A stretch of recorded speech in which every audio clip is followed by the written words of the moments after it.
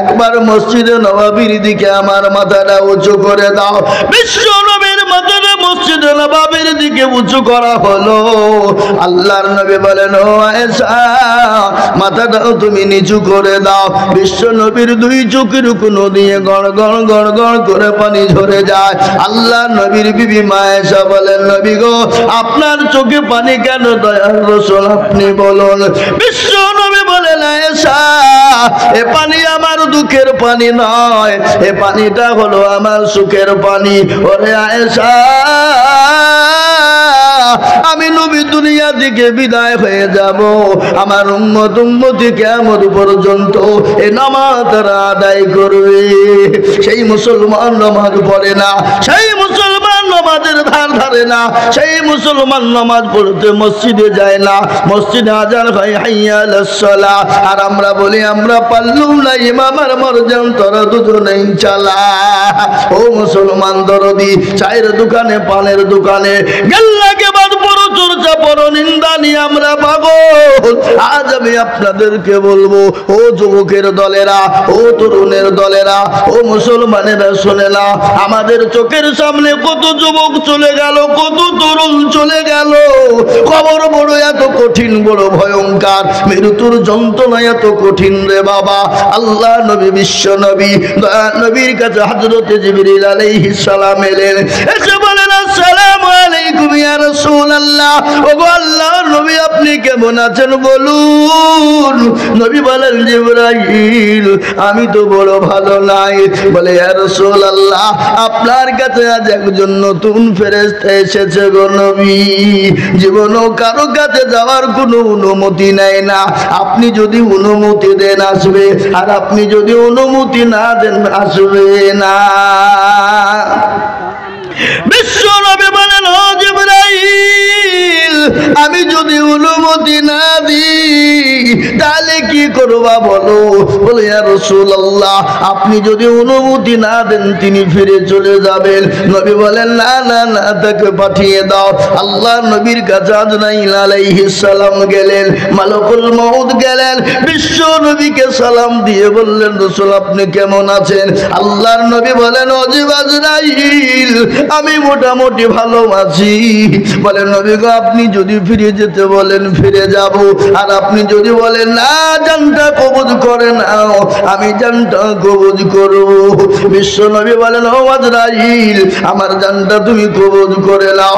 বিশ্ব নবীর বুকের ওপর যখন আজরাইল হাতটা দিয়ে দিল, আল্লাহ নবী বলছেন, আজরাইল, তুমি যখন আমার বুকের ওপর হাতটা দিয়ে দিলে, আমি নবী উপলব্ধ করে দেখলাম উহুদ পাহাড়টা যেন আমার বুকের উপরে বসে গেল। ওগো আজরাইল, আমার উম্মতি কি এরকম কষ্ট পাবে? বিশ্ব নবী বললেন, আজরাইল বলো, আমার উম্মতি কি এরকম কষ্ট পাবে? নবীজিকে বললেন, ইয়া রাসূলুল্লাহ, আপনার উম্মতি এরকম করে কষ্ট পাবে না, কিন্তু নবী গো, আপনার উম্মতি যদি মুমিন হয়, আপনার উম্মতি যদি মুত্তাকিন হয়, আপনার উম্মতি যদি পরহেজগার হয়, আপনার উম্মতি যদি দিনদার হয়, আপনার উম্মতি যদি কোরআনওয়ালা হয়, আপনার উম্মতি যদি আল্লাহওয়ালা হয়, ও নবী, আপনার উম্মতির জানটা কেমন করে কবজ করা হবে? নিজের মায়ের গর্ভের সন্তান মায়ের কোলে যখন স্তনে দুধ খেতে খেতে খেতে খেতে খেতে খেতে যেমন ঘুমিয়ে যায়, সন্তান টের পায় না।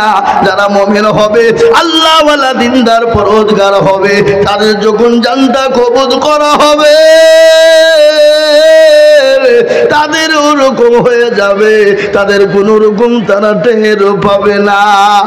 আজ আমি আপনাদেরকে বলবো, বাপ, আজকে মুসলমান নামাজ পড়ে না, আল্লাহকে ডাকে না, আল্লাহর দিন থেকে সরে যাওয়ার কারণে আজকে মুসলমানদের বড় দুর্দিন। আজকে বেঈমানরা বলছে মসজিদ ভেঙে দাও, কোরআনকে পুড়িয়ে দাও, মাদ্রাসাকে ভেঙে দাও, মাদ্রাসাকে ভেঙে দাও, কোরআনকে পুড়িয়ে দাও।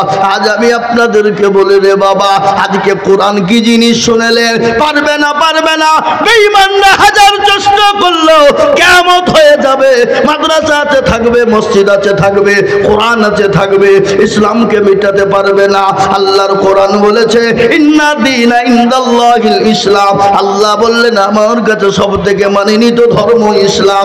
আজকে ফেরাউন পারেনি, নমরুদ পারেনি, আবু জেহেল পারেনি, আবু লাহাব পারেনি, উতবা পারেনি, মুগীরা পারেনি, সাইবা পারেনি। এই যুগেও বেঈমানরা যখন পারেনি, ইনশাআল্লাহ এই যুগের কাফের বেঈমানরা হাজার চেষ্টা করলেও ইসলামকে মিটাতে পারবে না।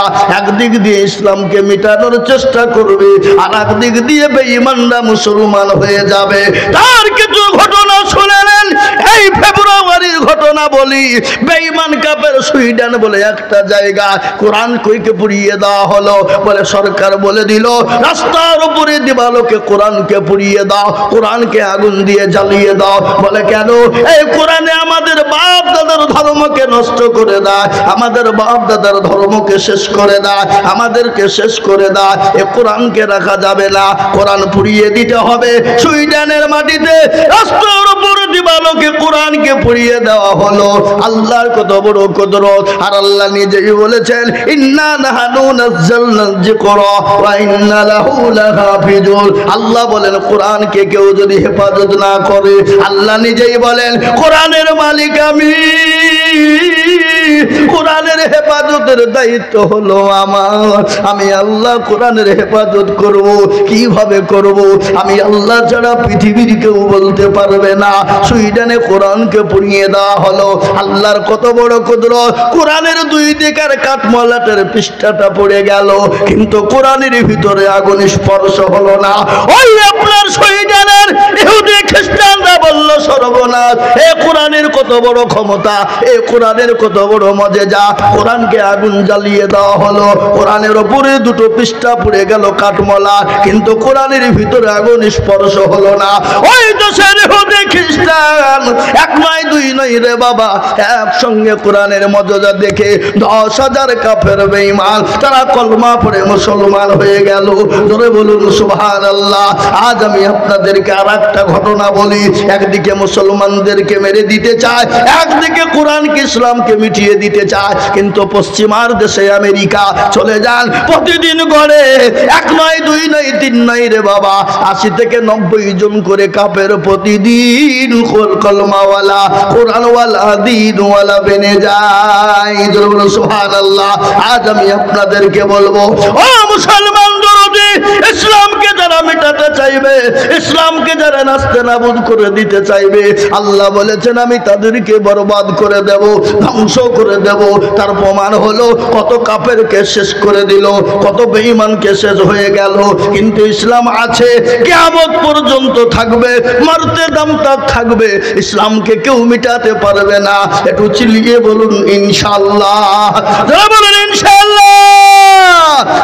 ইসলামের জন্য, এই কোরআনের তালিমের জন্য বিশ্ব নবী মদিনার বুকে মানুষের কাছে কাছে গিয়ে বলেছিল, ওগো তোমরা আমাকে মেনে নাও, আমার আল্লাহকে মেনে নাও।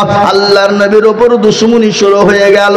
আবু জেহেল গিয়ে আবু তালেবকে বলে, আবু তালেব গো, তোমার ভাতিজা মুহাম্মদকে বলো কোরআনের তালিম বন্ধ করে দিতে।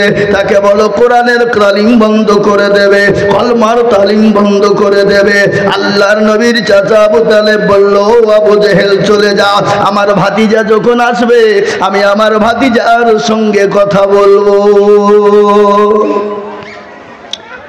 আবু জেহেল আবু তালেবকে বলল, ও আবু তালেব, তোমার ভাতিজাকে বলে দাও সে যেন কলমা বন্ধ করে দেয়, সে যেন কোরআনের দাওয়াত বন্ধ করে দেয়।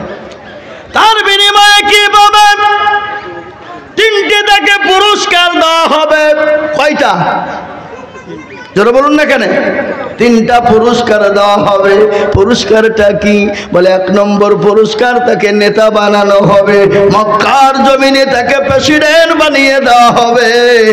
2 নম্বর পুরস্কার মক্কার জমিনে তার হাতে রাজত্ব তুলে দেওয়া হবে, যা চাইবে তাই পাবে। 3 নম্বর পুরস্কার হলো মক্কার জমিনে সব থেকে সুন্দরী রমণী যিনি, সেই সুন্দরী রমণীর সঙ্গে তার বিবাহ দেওয়া হবে। করা হলো? 3টা হয়ে গেল। বিশ্ব নবী যখন আবু তালেবের কি খবর পাথর তো লিখে যাও যাও মুসলমানেরা বিশ্ব নবী যখন আবু তালেবের কাছে এসে পৌঁছে গেল আবু তালেব বলে ভাতিজা বলে বলুন চাচা আমি তোমাকে তিনটে কথা জিজ্ঞাসা করব বাপ বলো তুমি মানবে কিনা বলে ইয়া রাসূলুল্লাহ আপনি যদি মানার কথা বলেন অবশ্যই মানব আর যদি আপনি মানার কথা না বলেন আমি মানতে পারবো না বলে ও ভাতিজা তুমি যে কোরআনের তালিম দিচ্ছ কোরআনের দাওয়াত দিচ্ছ কলমার দাওয়াত দিচ্ছ নিজের ধর্মভূমি নিজের ধর্মকে শেষ করে নিজের ধর্মের দিকে টেনে নিছো আমার কাছে আবু জেহেল এসে বলে গেছে ও আবু তালেব তোমার ভাতিজাকে বোঝাও তোমার ভাতিজাকে বলো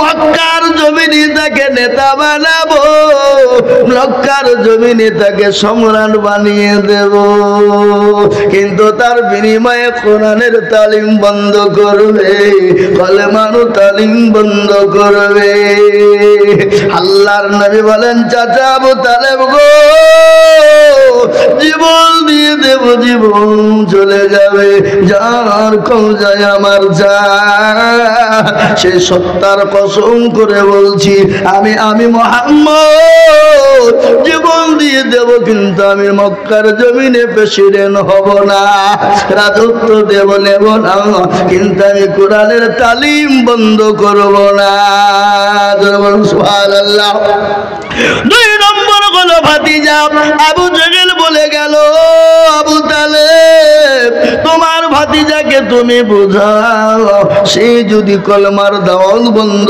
করে দেয় কোরআনের তালিম বন্ধ করে দেয় তাকে মক্কার জমিনে রাজত্ব বানিয়ে দেব সে যা চাইবে তাই পাবে বিশ্ব নবী তার বিনিময়ে বললেন চাচা জীবন চলে যাবে কিন্তু মক্কার জমিনে আমি রাজত্ব গ্রহণ করব না দুই নম্বর হলো তিন নম্বর বলো চাচা বলুন কি প্রশ্ন বলে ভাতিজারে আমাকে আবু জেহেল বলে গেল ও আবু তালেব তোমার ভাতিজাকে বলো সেই যদি কোরআনের তালিম বন্ধ করে কলমার দাওয়াত বন্ধ করে দেয় তাকে মক্কার জমিনে সুন্দরী রমণীর সঙ্গে তার বিয়ে দেব নবীজি বললেন চাচা আমি মারা যাই যাব জীবন দিয়ে দেব কিন্তু সুন্দরী রমণী আমার সঙ্গে আমার দরকার নাই এই কথা যখন নবী বলা আবু জেহেল